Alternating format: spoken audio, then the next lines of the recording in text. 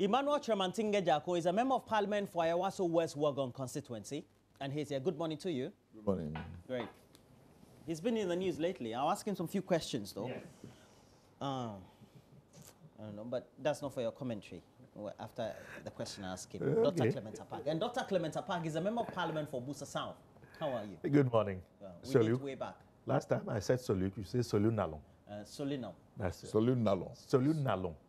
When a Busa man says Soluk, it means good morning. Then Solu Nalong. Solu Nalo. That's the response. Great. Great. Well, thanks, gentlemen, for joining me. I have something that I put here about you. Me? Yes. I don't know whether if you want to answer. There were news reports about you apparently having been contacted by officials of Ameri, and you following up, and then there have been some accusations that perhaps you may have acted untoward in your dealings with the initial contacts from Ameri. Is that true? Good morning. This one is just a personal matter I want to ask you. So I know if you're comfortable with it, that's all. Good morning. I just saw it in the news where I just thought I wanted. Okay, Since you're coming on the show today. Good morning, Roland. And to my friend, Dr. Clement, I haven't seen you in a little while. I enjoy sitting on this program with you. It's always a pleasure. Yeah. And good morning to viewers. I think that the last time you raised this matter about Yes. Ameri and me. But I didn't have proper insight. But I got to read a lot more from the media. And Yes, and then I was in City FM last week, Saturday. They call it Big Issues. And then I was asked by Umar Sanda. And I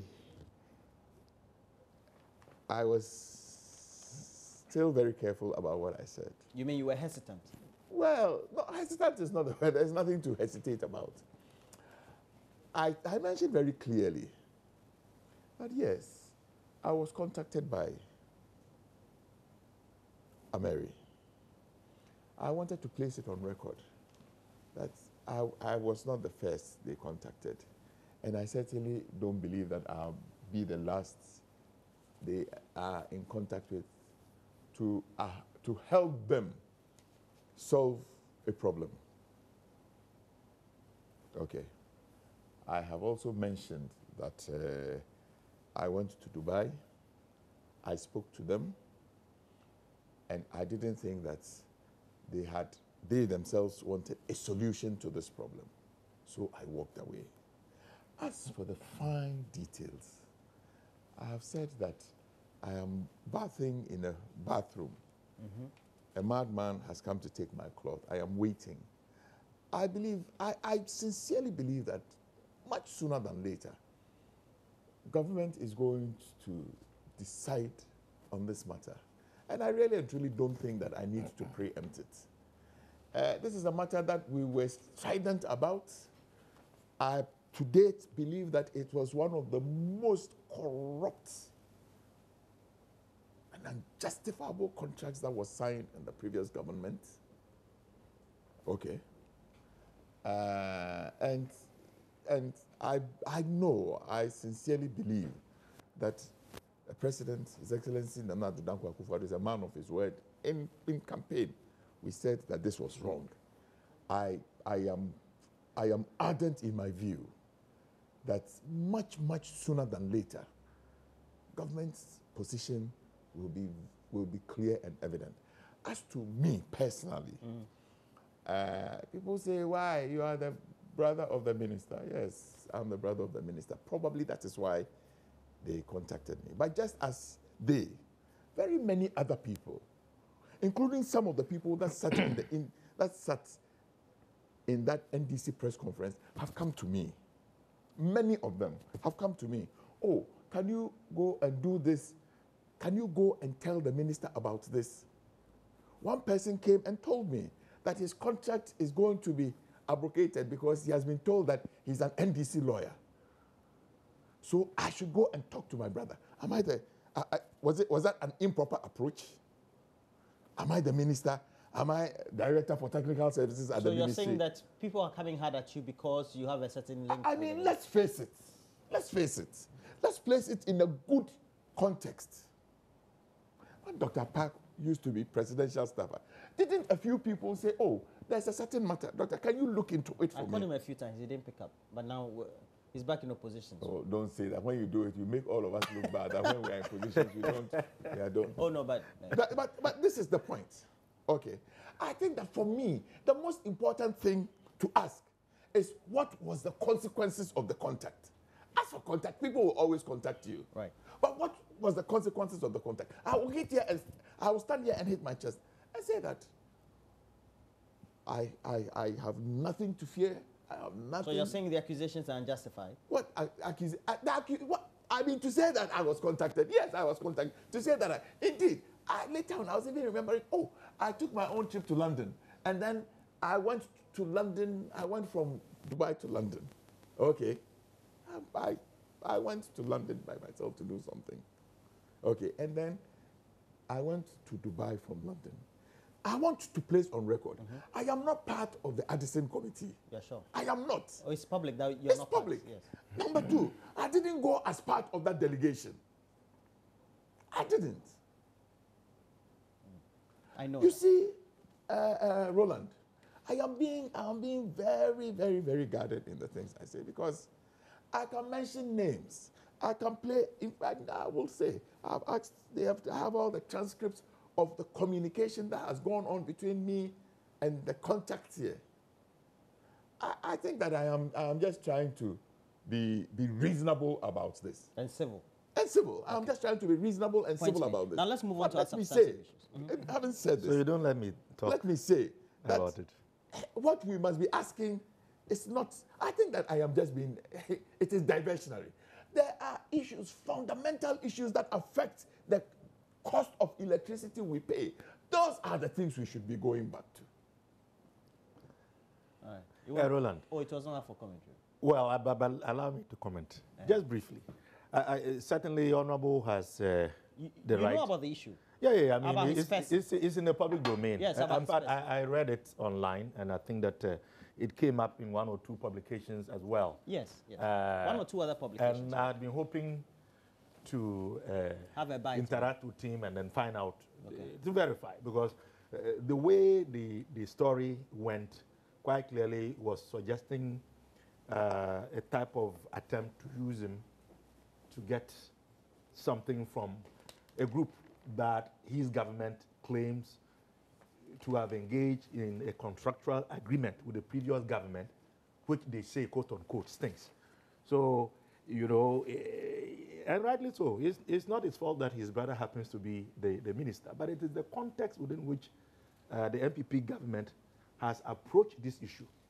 So people are trying to look at connections to see if it is justified. And in his case, he's explained very well that there is no direct link. Somebody approached him to try and serve as a conduit. He has made it clear. But if you look at the bigger narrative, we also know of the bigger story where members of the Addison committee were sponsored by a group that you claim is not legitimate in as far as the contractual agreement with government is concerned. So the moral argument is... It's not legitimate. They agree. They are... Well, they say it's inflated. They say it's marks of corruption. And the argument is, if you say that this company is as bad as it is and sought to defraud the state by entering a contractual agreement with our government, then why do you accept largesse and other freebies from them when you have to go there? It's not a substantive issue of discussion. I just wanted some clarification. It's important. For his personal aspects of this discussion, I think his explanation is reasonable, is acceptable. Okay. And he has indicated his ability to defend himself if anyone were to push him.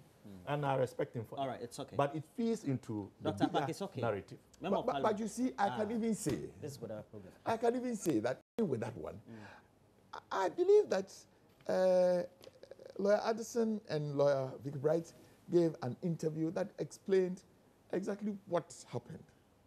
I believe that they said very clearly that it was not their wish to go to Dubai. Indeed, the Ameri people had said that they were willing to negotiate They asked that they should come back here and negotiate. I am reliably informed that one of the main people was unable to travel. They didn't have the capacity to travel. So they insisted that, oh, because I can't come, you come. I don't see what is wrong with the situation like All right, this. let's look at this. There's a nasty public feud between Gender Minister Otiko Afisa-Jaba and NPP Regional Chairman Bugri Nabu, and has landed on the table of the NPP National Council. And they're expected to meet today, that is, even this morning. And the elders of the party are keen to resolve the impasse between the two, who share a common trait of a brutal frankness. This weight was at open display last Saturday when Bugri Nabu disrupted a meeting chaired by Otiko Afisa-Jaba. And we have Otiko Afisa-Jaba in an interview live here on this channel at the time on Pulse with Gifty and Wapia. We'll bring you that interview and then we'll come back and make some commentary on it. She issued an apology. Apologize to my party members and the people of Ghana for what happened. I'm the mother. They say that in tree, so banigu sukra ohohoro. And so I want to use this opportunity to apologize to all Ghanaians about what happened. But it is a lesson for us to understand that we need to respect each other and we need to respect women. If there is a mandate for a minister of gender to engage staff, it's not for any man to come and say that because you are a man, because you are a chairman, you have to do the engagement. There's something called lobbying. If I wanted my brother or a friend to work here, I would come and lobby the staff or whoever engages people and say, oh, please, I have a brother who has this. So if you had lobbied rather than, you know, bump into your meeting, that would have been okay. It's important that we understand that. I was sent by the First Lady.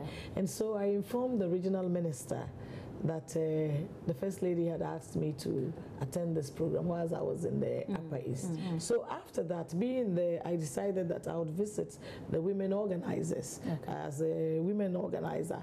And I mean, if you are in a place like Tamale and you have some journalists there or people from your office, I don't think you like to meet them, and that's what I did. And I had already informed the regional minister that I was going to be there, and the deputy regional women's organizer was also informed. And so the women came, but the chairman, who was we couldn't reach him, and he had been in Accra, felt that it was an illegal meeting. How can a visit to your own family be illegal?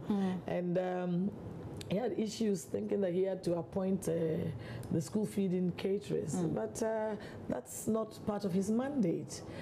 I might not be your mother or your wife or your sister, but I am a woman. Right. And the same respect that you would want somebody to accord to your female person in your life, you should accord to me. Do you feel disrespected by him? Yes, I felt disrespected. I feel it on behalf of all women, because I know that if it was a man, he wouldn't do that, because other ministers have appointed. I mean, is he going to appoint the health officers and doctors at Ministry of Health? Is he going to appoint soldiers for the Ministry of Defense or police for the Ministry of Police? You think he did that because you're a woman? Yes, I think so. That it's because I am a woman. He thinks that he can bully me and he can get away with it. But people of Ghana, what is not right is not right. I myself went to see the president yesterday and I spoke to him about it, and I used the opportunity to explain to him about what had happened, and I apologized to him as well. So did he sort out the issues between you and him? Oh, the president, Mr. President is a very pepe man. He says it as it is, he tells you as it is, and he always invites you to share your opinion with him. I think that some people also think that perhaps this is their opportunity to take the school feeding away from the Ministry of Gender. But the school feeding is at the Ministry of Gender by legislation. It's not about Otiko. So in this case, the president will support you then because you are within your mandate. Does he support you? I don't want to go whether he supported A or B. This is a family matter, and what has been done has been done. We need to move on as a people. If you were to have one single word for the man who you say has disrespected you, what would you tell him? Love. Show some love, Mr. Bugri, and respect. Have a wonderful Mother's Day. Everybody in Ghana, have a wonderful Mother's Day. Okay. It is the mother that gives birth to our sons and daughters. I am also somebody's mother, and I need to be respected. I also need some love. Wow. So, Madam Otikwa Fisa-Jaba, Minister for Gender, Children and Social Protection there, in that interaction with Gifty and Apia on the polls, that was on Tuesday. Mr. Chamantinge Jakun, what do you make of this? The feud, and now subsequently we're told that the party is struggling, including the president, to find some truce to the impasse. I don't like the word the party is struggling. Well, you are. It started, you allowed it to linger for a long time. Unless perhaps maybe my questioning is wrong. No, I think that this happened on Saturday, am I right? Is it Saturday? It's been brewing before Saturday. It came to a head on Saturday. How do you know? What was brewing? Well, she had a meeting before Saturday. And the confrontation happened before Saturday. Okay, I'm not even too sure of when all of this happened. But I would be the first person to admit that it is a rather unfortunate situation. It is a most unfortunate situation. You mean a rather unfortunate, awkward situation? Yes, it is a very unfortunate situation. I don't think that it needed to happen at all. I will not be here to say this one was right. I'm not being judgmental in the matter, but I think that as a party, we must clearly understand the weight of responsibility upon us. Never in the history of our polity have the people, okay, demonstrated such almost unequivocal that we want change and have backed a president out of opposition against a first-term MP. The good people of this country did this because they have high hopes and expectations for us. So I think that all of us that serve as various levels of government, executive, legislature, must show a certain sense about the things we do. I want to say that hate him or love him, His Excellency the President has discharged himself very creditably in the manner he has even held himself. Yes. I believe very many people, many of the opposition elements, people that were opposed to him, had said all sorts of things about him. Hey, if this man becomes president, there will be fight. Well, I'm not speaking about the president. I am saying that he is a leader. And he has shown such clear example of level-headedness. I think it is imperative for all of us that follow him to learn some lessons from him. I think it is unfortunate. Who is right or who is not right here is not my matter for me to judge. But I would have thought that whether the minister had to inform the chairman or the chairman was not informed, it didn't need to break out like this. Today, it has given fodder to people like Dr. Apak to say all sorts of things. You know, I think that all of us... a legitimate fodder Oh, too. well, why not? I mean, it is we who brought ourselves. Legitimate fodder for them to pasture on. I said we brought ourselves. They didn't. So I would want to say that I think that it should be an early warning signal to all of us in the party, whatever level we are, to be extremely careful about how we conduct ourselves, and particularly about the things we say. You know, we must be extremely careful. Okay. Today, some very old bad wounds have all been opened. And I feel it is disconcerting. I feel very, very uncomfortable about this. A matter that, as far as I am concerned, the unfortunate murder of the Upper East Regional Chairman, I thought we had crossed a certain line.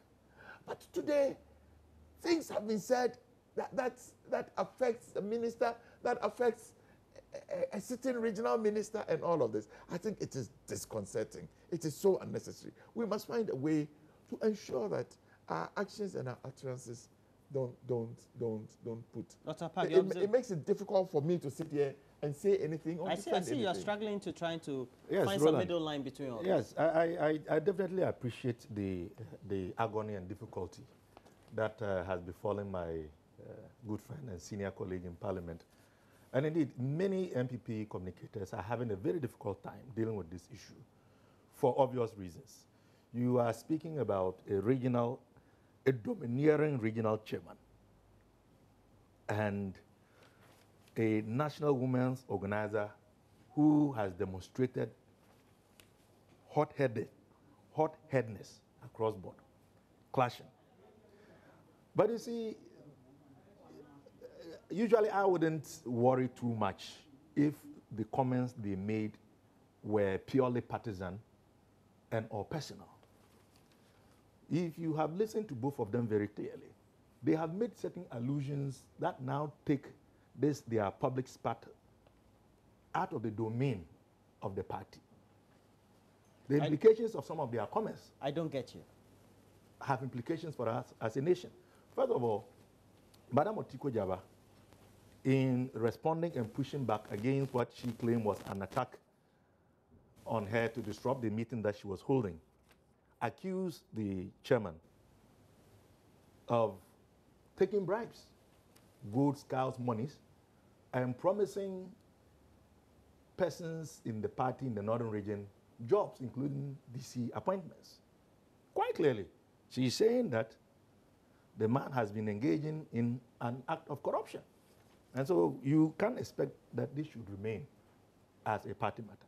In that same tape, she went on to say that if youth organizers of the NPP are being given employment in the National Youth Authority, and organizers are being given employment in NADMO, what is wrong if the women organizers are also given the opportunity to work as the caterers in the school feeding program?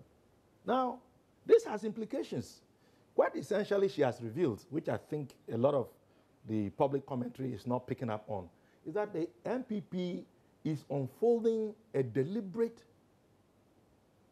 economic apartheid against persons in the public sector who are not sympathizers of the NPP. Dr. Park. It is. How else do you explain that? Roland, you tell me.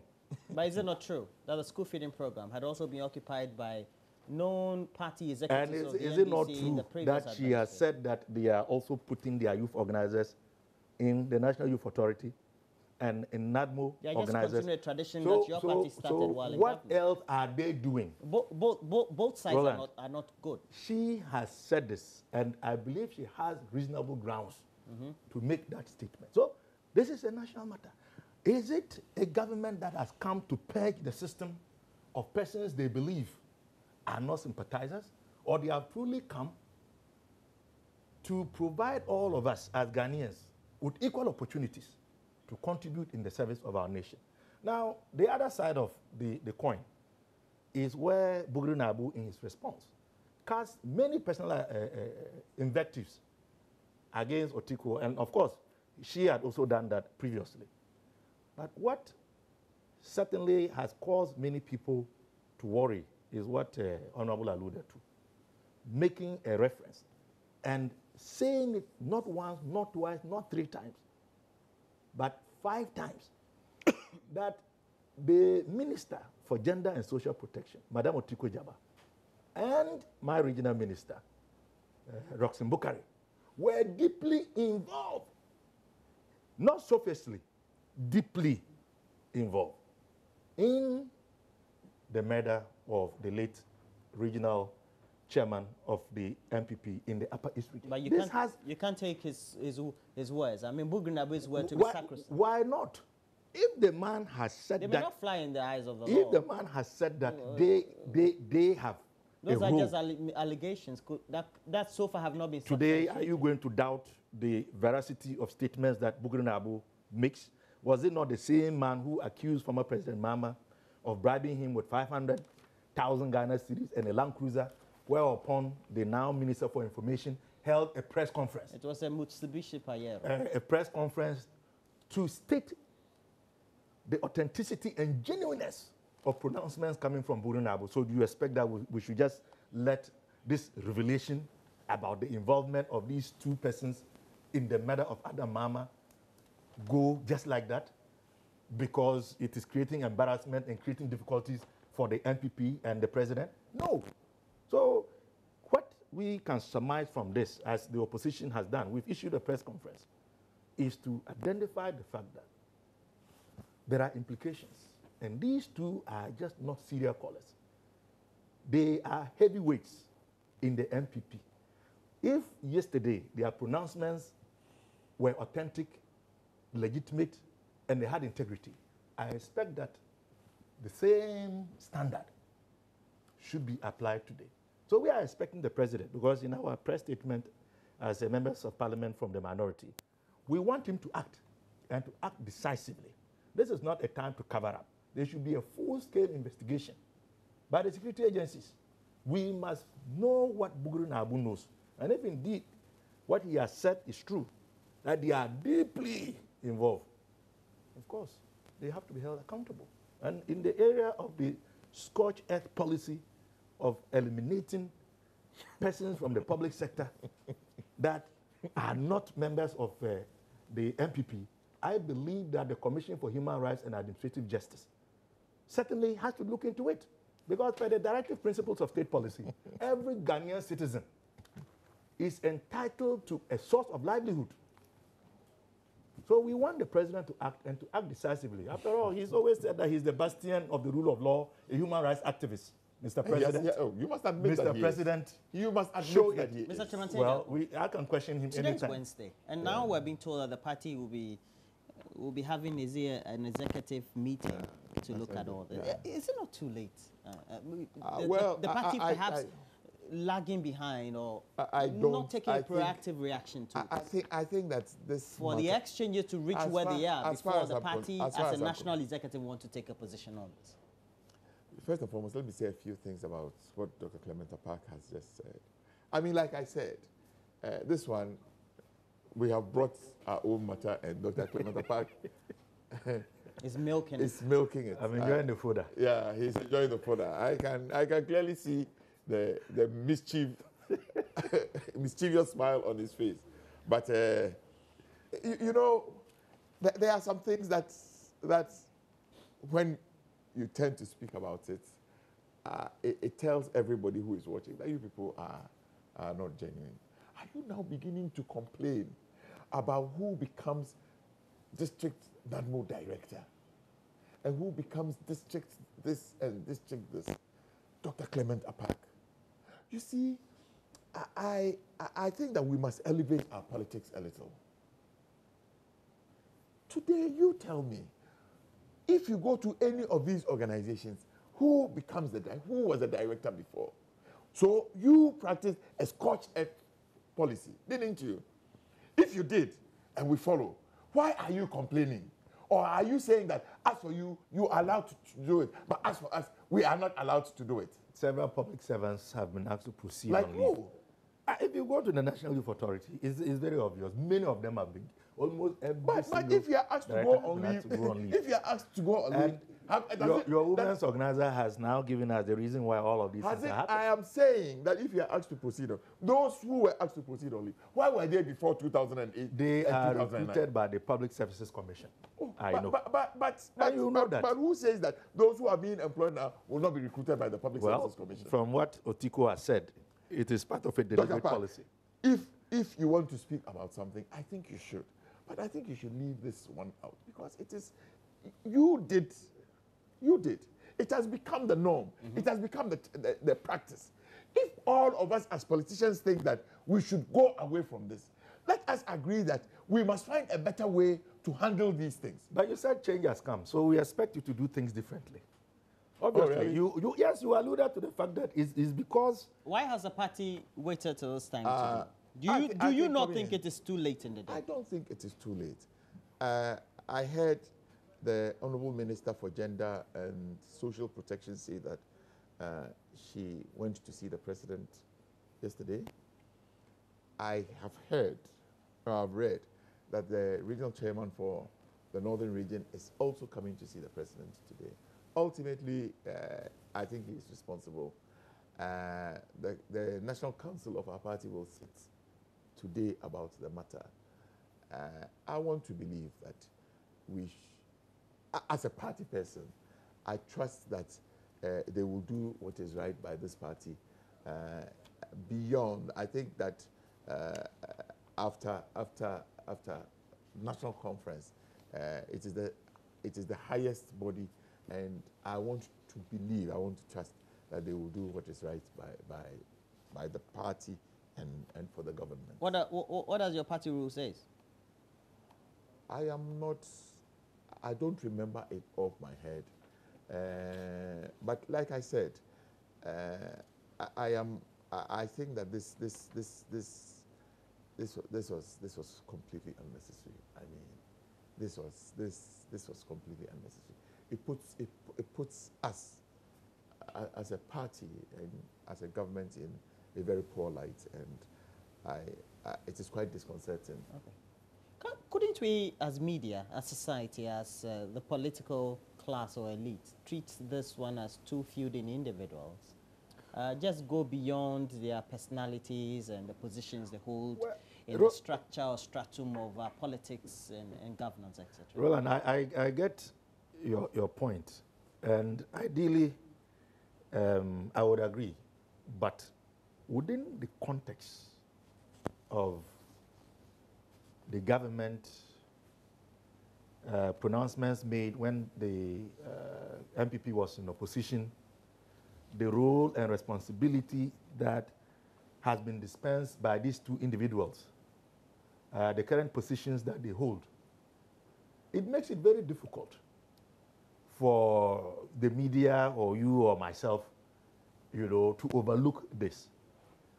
Some have made the argument that some of these pronouncements were made in the heat of the time and out of anger. But these are experienced politicians who have both gone through the mill at the highest level. So, as leaders, there are certain attributes and qualities that you have naturally and others you learn over time.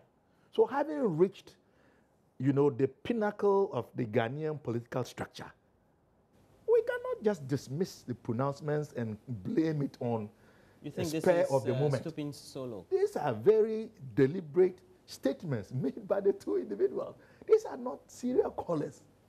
These are not branch chairmen. You are speaking about, as I said, a bigger than God domineering regional chairman. I disagree with you. And, a national women's organizer who is also a minister. These phrases you're using, is it from the discussion platforms for the NDC? No. I think so. I think so. Given my background, you don't think I'm capable of using words to describe situations? I have not said that, please. But allow him to exaggerate. Very well. I said that he's not a canon for that. We all know Bugrinabo. I mean, who does not know him and his nature and his attitude? Who does not know Madam Otiku Jaba? I mean, for the uninitiated, even when she appeared before the Parliamentary Appointments Committee, it was legendary. we, the minority, even boycotted. And you as minority say you've been vindicated? Fantastically. Obviously. You've been fantastically vindicated. We saw the telltale signs. Our colleagues on the majority side, quite clearly they had the numbers. Can we elevate the discussion to the next level? I completely disagree. I agree with you. If these were two serial callers that were two young men who had clashed in Tamale over something, it wouldn't have been news. That's it wouldn't have been elevated. But like I said, these are two very senior members of our party, and but for me, I really and truly hope that all of us, as party people, will learn some very useful lessons from this. We must clearly understand that our commissions and omissions is what will make or break government and the party. We must be extremely careful. You do believe that some of these things affect public opinion of government? Oh, absolutely, absolutely.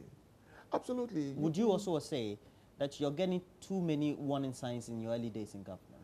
People dissatisfied with appointments by the president to the various MNDC You see, as for the issues about appointments, the least said about it, the better. And in any circumstance, somebody will be happy, somebody will be unhappy. Okay. You know, I don't worry too much about that. I'm only referring to the personal, the incipient sort of dissatisfaction among sectional groups within. Yeah, it's okay. That one I think we can manage. That okay. one I think. You see, because the reality is that if it was the other person that was appointed, some other people would also have been unhappy. All right. Okay. So at the local level, you are not the education minister, though. But let me ask you this: the two of you, reopening of second cycle institutions in the 3 northern regions apparently is in limbo because the government's failure to reimburse 3 consecutive terms feeding grants. What do you say to this? Don't tell me that these are from part. Did you say it's a current? Yes. That we didn't pay the current? No, sir. Please let me read the thing. I'm saying 3 consecutive terms. In arrears. 3 consecutive. So for the whole of the last academic year, it has not been paid. I think it is unfortunate. I hope and pray that government will expedite action on this. This was something that was happening so very often. It was a little too rampant. This in the previous administration. Yeah, in the previous administration. This government has set out a very clear program to make secondary school education free. I think that even though the rollout has not started, I want to believe that if we begin to do things with such boldness and clarity, it will place us apart from the previous government. I think it is important. I think it is imperative. Otherwise, again, we will create a situation where Dr. Clement Park will come and say that you can't even pay what we left behind. Now you say you will go ahead. Because I even wanted to say. Yeah. Well, I'm still going to say it. Because no, I think that we are getting ready. We will do this. But if they had paid, you see, if they had paid up, then we will not even be talking about this. Anyway, I love your tone. Usually, when the things seem to be overwhelming, then your tone is. Oh down. no, this is not overwhelming at all. I mean, the lizard has gone to eat his pepper, and it is the frog that is sweating. Because of the bad government that preceded, we are encumbered and saddled with this. But all I am saying is that because we have set out to do a very clear thing for the good people of this country, I think it will be one of the things the good people of this country will measure the rod. They will measure us by. We set out to provide free secondary school education, and if we have come to meet a rather unsavory situation, I am just hoping that we will find a way to cure it and not behave the way they did in the last 8 years. Point Roland, first of all, I am a member of parliament for Butser South in the Upper East region, which means that this situation affects students in my constituency. Until now? No, I've been aware that now? the schools are facing this challenge. Quite clearly, as a nation, we need to do a better job in ensuring that citizens from every part of the country enjoy the services that they expect from the nation state. And I'll go back to speak about the directive principles of state policy. But it is not fair to try and blame this on our previous government. Why not? First of all, the arrears dates back the last 3 academic terms. This situation has been perennial. It didn't start with the Mills Mama government. Well, and it has not ended. I bet too rampant during the Mills Mahama government. It has not ended with the Mama Emisata government. They have inherited it. Rightly so. But they made promises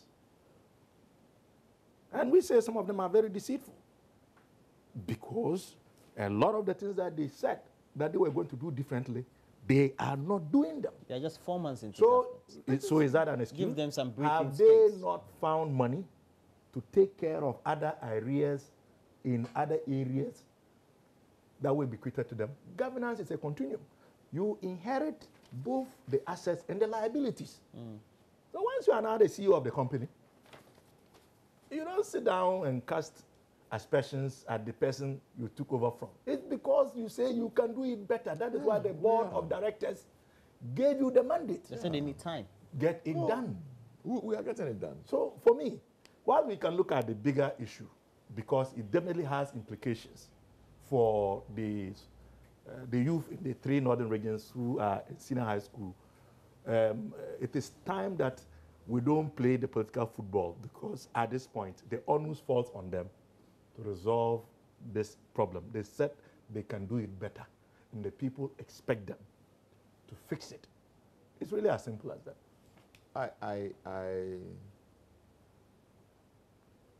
I want to say that if you read, I think that the ministry is saying that by the close of this week, the money will go. Yes.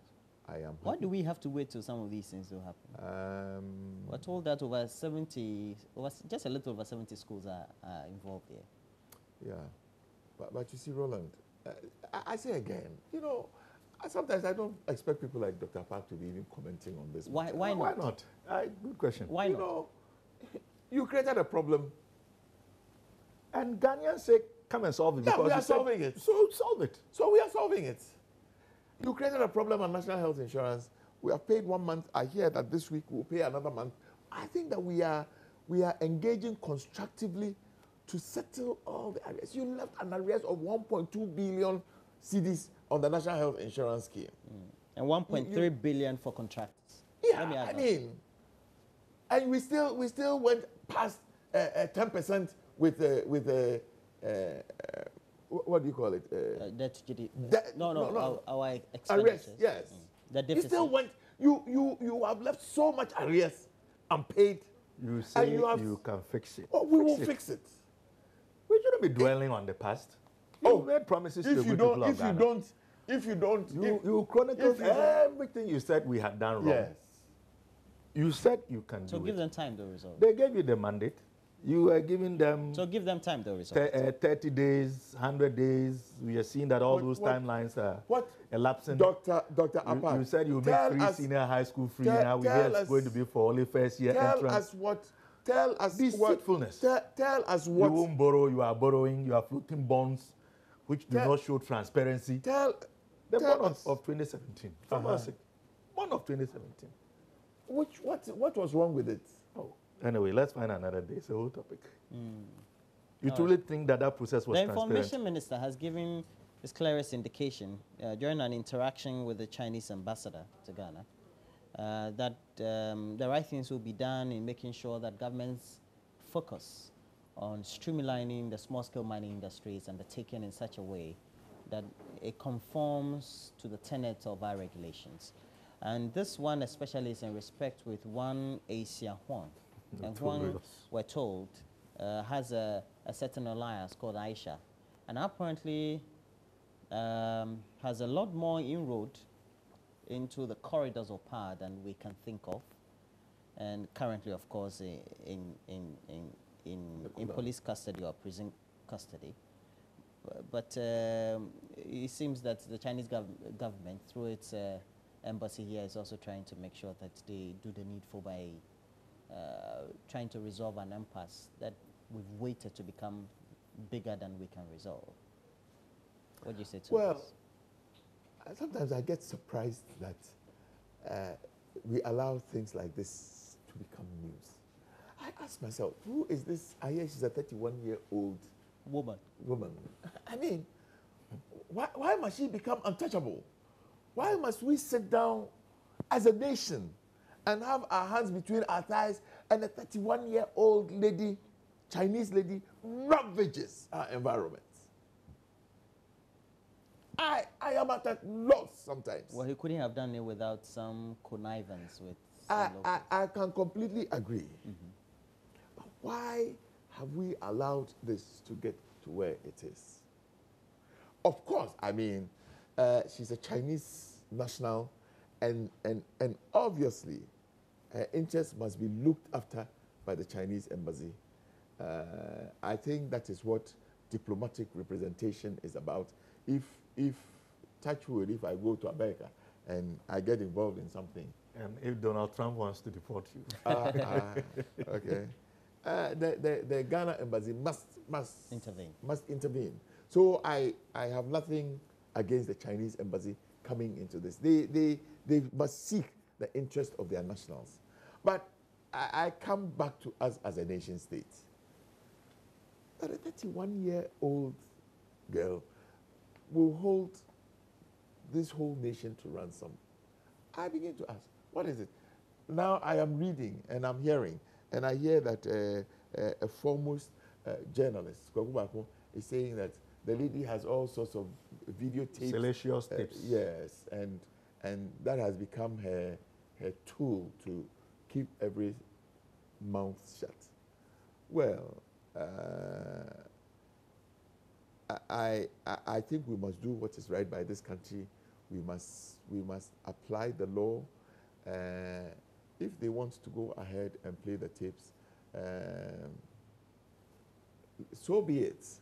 In this country, it probably some will take a fall, but it will inform all of us, me and Apak, that you must be very careful in the way you do things.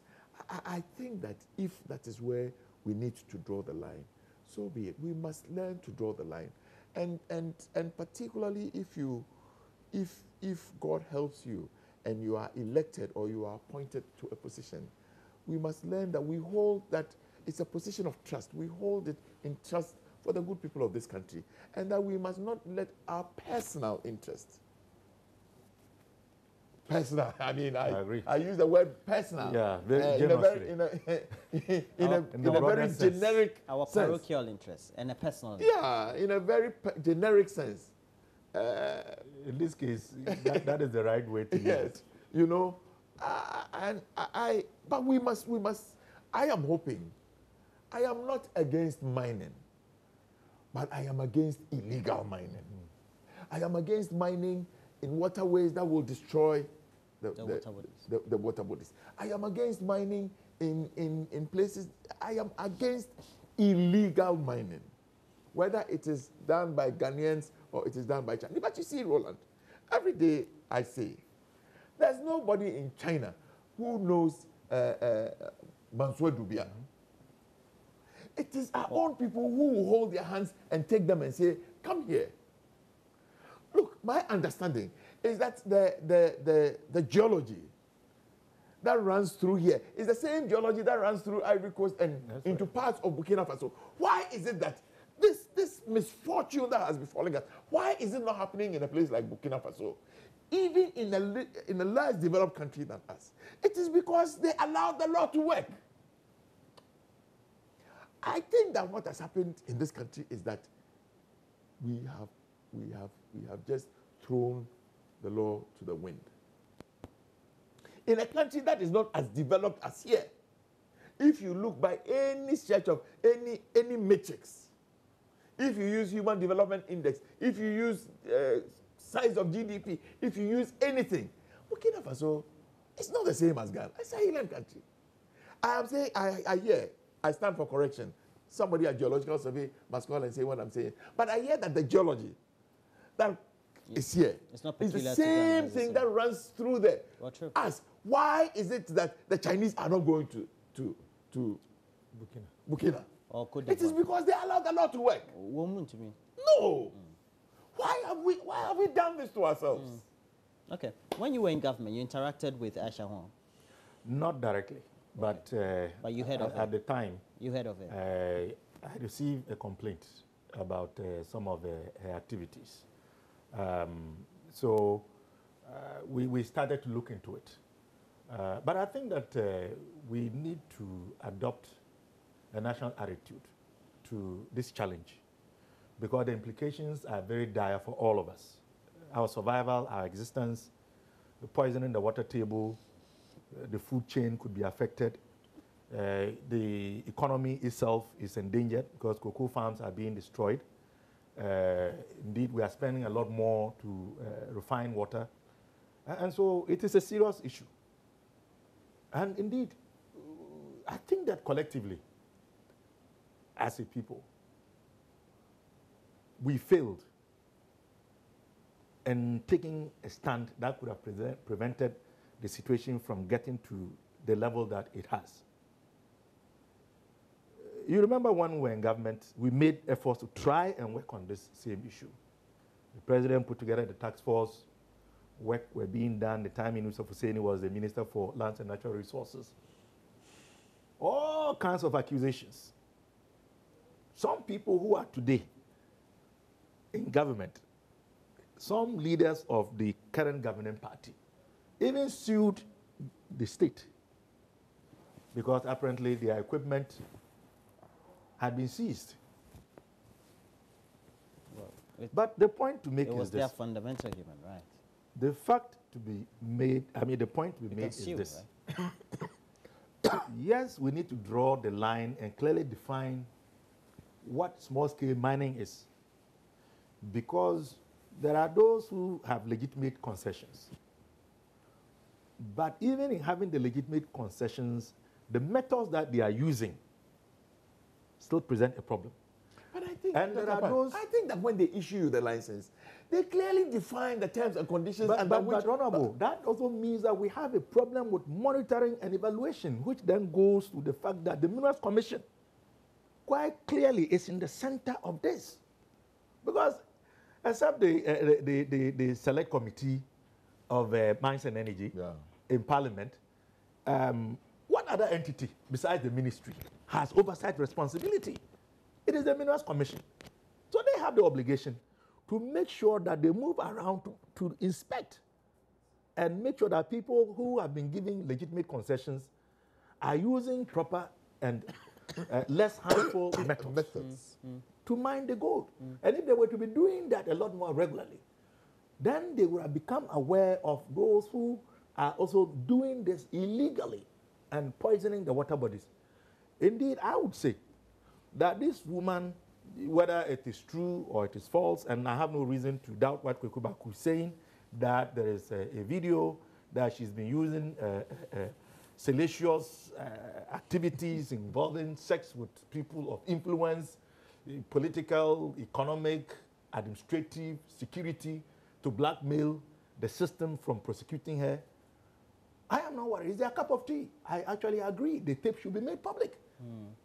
We must know that we have a response. Some people you know could be part of. I expect that when you are given a leadership position, you must be careful. When you are mandated to act in trust for the people, you should not let your personal interests so you're saying that you can have your private life, moral interest, but you shouldn't let that influence affect the interests of the people. I mean, look at this, the suffering that has already started. Farms are being destroyed, water bodies are being polluted, the aquatic life is being destroyed, and this has even reached the northern part of the country. Yeah. And I said it before, they are not just engaged in the illegal mining in the northern part of the country, but they are also harvesting rosewood, which is an endangered species, likely by the Chinese. So when the Chinese ambassador then tries to, if you like, reduce, you know, talk down the public disaffection that these reports are courting.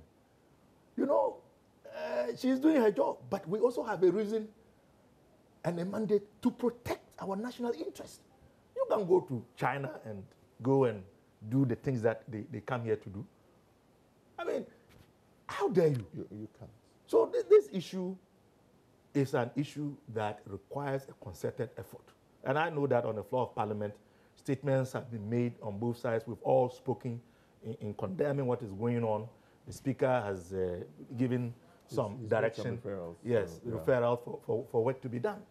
And so, yes, let's spill the beans. If there are chiefs, if there are politicians, if there are military men, police officers who have compromised and have allowed this to I get ask you whether he's not afraid. I don't think we should release the tape. It's not my choice to make, but I am saying let the chips fall where they may. Let action be taken. I don't think we have to release it. And indeed, the tendency of... We should clamp down Galamsey and stop all these things about it. But you have to get to the bottom of it. Oh. Who says it is only this Aisha woman who definitely has used this method to try and influence the system not to go after her? How many more of a kind are in the system? Do you get my point? So we need to get to the bottom of this. Well, we have to wrap up our discussions, but... I am not for releasing the tape. I am not against. No, I'm not saying you are.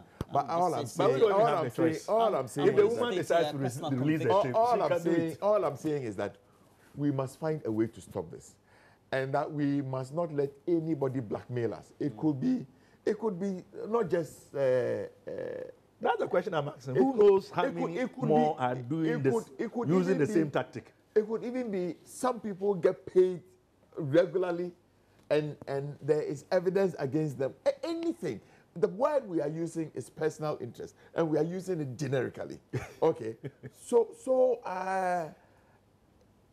what it means is that our inability to fight this is because people place their personal interest, and they have been compromised, which then makes it difficult for them to effect place action. their personal interest over and above the national interest. But if it is coming out this way, then we must all begin to look and ask some very hard questions, because I don't think we should allow this to happen. I think... Roland, can you imagine that after the directive by the minister, the deadline had passed, this woman still had the audacity to cause people that she had brought from China to continue with the activity? Even on the front page of the Daily Dispatch. They said when she appeared... That's a 1-year-old girl. Even on the front page of the Daily Dispatch, there's a picture of her using a phone when she was in court. It means that while in custody, she some type can of call people. Royal angel who is above the laws of our land. I can't believe it. I've had in the studio Dr. Clement Apak. And Dr. Clement Apak is a member of parliament for Busa South. He was a former presidential staffer, a lecturer also, at the University of Ghana. Yeah, you remember. You visited me severally. Yeah, when you went to government, you abandoned your friends. But don't worry. I was busy. I'm less busy now. Oh, don't worry. I just want to... Emmanuel Chamanting is a member of parliament for Iwasu West Wagon constituency here in Accra. And thanks for joining me, sir. I'm happy to be here. All right. Am I making progress with what you said about me in the public domain? Yes. But I think so far you've clarified. If need be, if need be, I will go out there. Response was I'll go out there and produce. All right.